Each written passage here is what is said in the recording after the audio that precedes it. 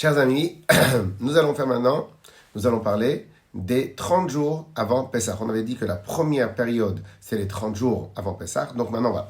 Alors, comme nous l'avons dit dans la précédente explication, chers amis, maintenant nous allons faire un point sur les 30 jours avant Pessah.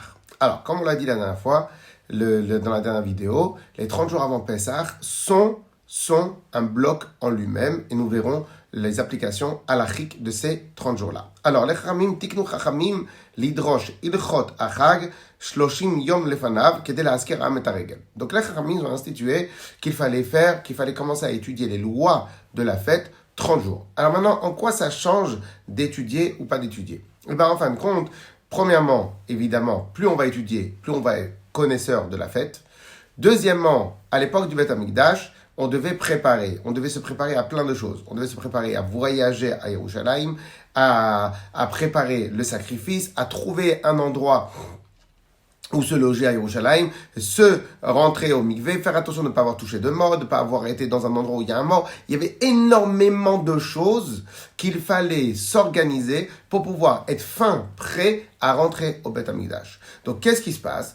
Comme les Shalosh Regalim, les 3 fêtes, donc Shavuot, Pesach, Shavuot et Sukkot sont des fêtes où on doit faire Aliyah la Regel, aller à Yerushalayim. Donc en vérité, toutes ces préparations-là étaient importantes. Donc, les Chachamim, ils ont institué que tous les Rabbanim, que tous les Darashanim, ceux qui enseignent la Torah, etc., commencent 30 jours avant la fête de parler de la fête, d'enseigner la fête. Et donc, ça nous a donné un statut aux 30 jours comme préparatoire à la fête. Donc, la kavana, l'intention des choses, elle est déjà dans la fête. Et donc, l'application halachique de cela, on va le retrouver en 2 points essentiels. Premier point, on va prendre un exemple de Sukkot.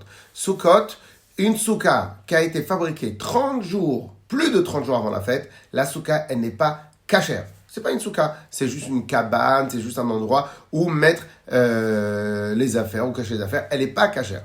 Comment on fait pour la rendre cachère? On doit rebouger le srach, le toit, pendant les 30 jours.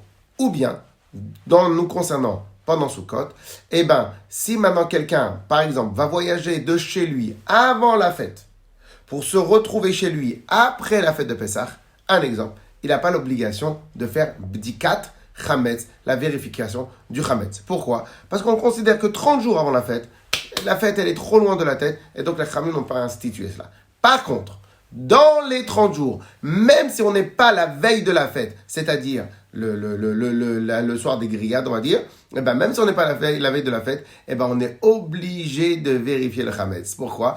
Parce que les 30 jours sont un bloc de préparation à la fête. Donc voilà, ça c'était la première explication dans la chronologie des 3 temps. Et donc dans la prochaine enseignement, nous allons étudier plus en détail les principes du 14 Nissan. Chazak ou Baruch.